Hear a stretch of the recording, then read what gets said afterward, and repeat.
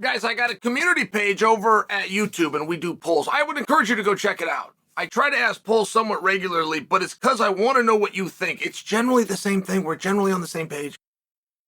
But it is important to me that I have my thumb on the pulse. And one of the things that I did recently, meaning yesterday, is I did a poll. Who would win between Islam and Colby? And it was a dead tie. Dead tie. So that's very compelling. That is a very compelling match.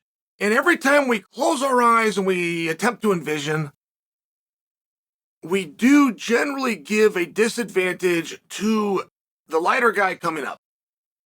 Because in our mind's eye, he's always just too small.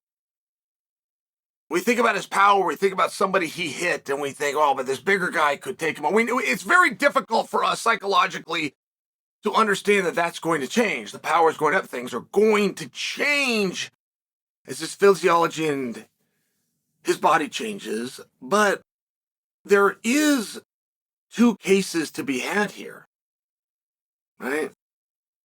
If you ever part of a debate team in high school, and I suspect that most of you were not, you probably teased the debate team. But one thing that those guys are asked to do in the middle of a verbal debate is to take both sides. You come out and you argue why left is right, and then you come right back and you argue why white is right. It's contradicting everything that you had previously said. You gotta see both sides of it. Colby calling out Islam 2 months ago was extremely interesting because Islam was off limits. No one called him out, partly out of respect, because Islam's never done anything but be nice to everybody, and partly out of fear, because Islam's done nothing but beat the hell out of everybody. But either way, nobody calls him out. I mean, guys within his own division don't call him out. Guys within his own division get contracts to fight him and then end up not showing up. Like, he gets the opposite of called out, so it's a big deal when Colby did it. Not to mention, you had the tie-in to Ali, who was the manager of the great rival of Colby Covington with Kamaru Usman. So now you're still working into that same type of family, that same type of idea. Like, there was just a few things about it that were interesting. And then to me, moreover, was the fact that Colby never expected a yes. He never expected a contract. All he wanted to do was make Belal Muhammad sweat. That's the only intent that Colby had. So what unintentionally happened and unexpectedly happened is Islam liked the idea. Islam liked the idea of fighting with Colby. He liked the idea that he had finally been called out. He liked the idea of an opportunity for champ status. I mean, could you imagine that in Islam's world? Islam was what, guys? Was he 15-1? Is that what he was when he went in to fight for the world championship? He was the heir apparent, anointed by the King Khabib himself. He had all of these different things, but he couldn't get the opportunity. As soon as he got the opportunity, he was a 3-1 favorite, then went out and finished the guy in 7.5 minutes, right? I mean, I'm just sharing with you. Could you imagine in his perspective, and now all of a sudden you're offered you to be champ? An opportunity that has only been offered to a small handful of people ever. You go from you can't get a title opportunity, all of a sudden you get two. I mean, could you imagine Islam's spot? And he said, yeah, he liked that. He took that. And then just shutting that narrative down becomes difficult because no 55-pounder had a problem with it. No 55-pounder stepped out, right? You got the leader of the division who you're getting up every day training to try to beat, saying, I'm going to leave you all behind. No 55-pounder stepped up and called him out for that. How dare you even consider leaving us? They just let him go. Which isn't overly helpful. I'm just sharing for you. If there's a narrative out there and nobody steps in to stop it, it's got a way of continuing. So you have this narrative continuing. Now, the fight to get Islam and Colby is going to be done through the media. And it's going to be done between Muhammad and Islam. We believe that Belal has been given this fight. We believe that he has been offered it. We believe that he earned it. But we believe that a deal was made when he took on Gilbert Burns. I believe all of those things to be true, for sure.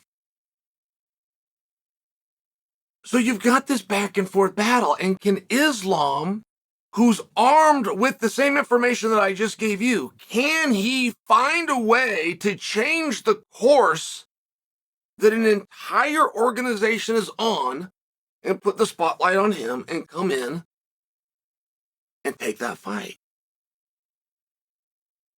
If Colby wins and calls him out, it's going to be very difficult to undo that.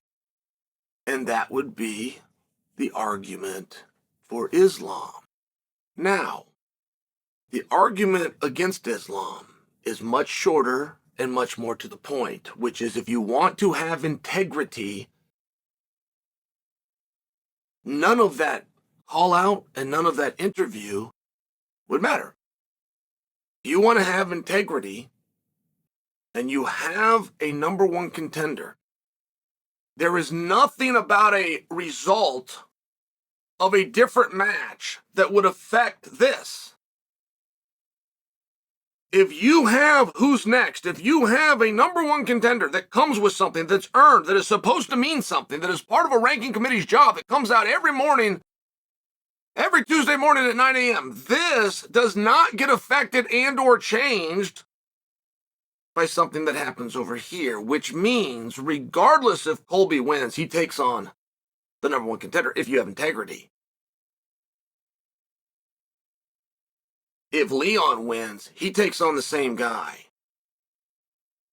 Therein lies the problem. If you to have an integrity to the definition and the meaning of number one contender, that position cannot be interrupted or affected based on opponent. It'd be the same guy.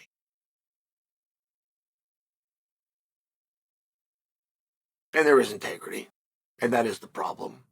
And that is ultimately what's going to win the day. And Belal is going to take on the winner. But nothing is done until it's done. And guys slip and they get hurt and they miss weight and they change their mind. I mean, there's a million different things, right? I'm not looking to give Oliveira a hard time. But in all fairness, Oliveira told the world 3 times, I'm not going to take the Islam fight. It gets announced he's going to take it. He doesn't come over the top of that and say, I changed my mind, I am going to take it. He never goes on record saying anything other than, I'm not going to take it. And then, did whatever you have to do to define, right? I'm sharing with you, there's more to it. It's never done till it's done. And to position yourself to be the next best thing, because sometimes you do have to pay attention and show respect to the integrity of certain definitions. Certain definitions have got to be locked in stone within this industry. Number one contender is one of them. There's certain things that you just cannot bend on. And that is why Muhammad will fight the winner of the fight, no matter who it is. But to position yourself for the next best thing, because that's something that happens in our sport constantly. That is an ongoing battle. And Ian Gary's got a very good claim to Leon. Rakhmonov's got a better argument than all of them, considering his record and what he's done, but people don't know if Rakhmonov is his first name, his last name, or his nickname, and that is his fault. He's wonderfully skilled. I would never give him a hard time. That is his fault. I do not know as I sit here today if Rakhmonov is his first name, his last name, or his nickname. So let's see what happens.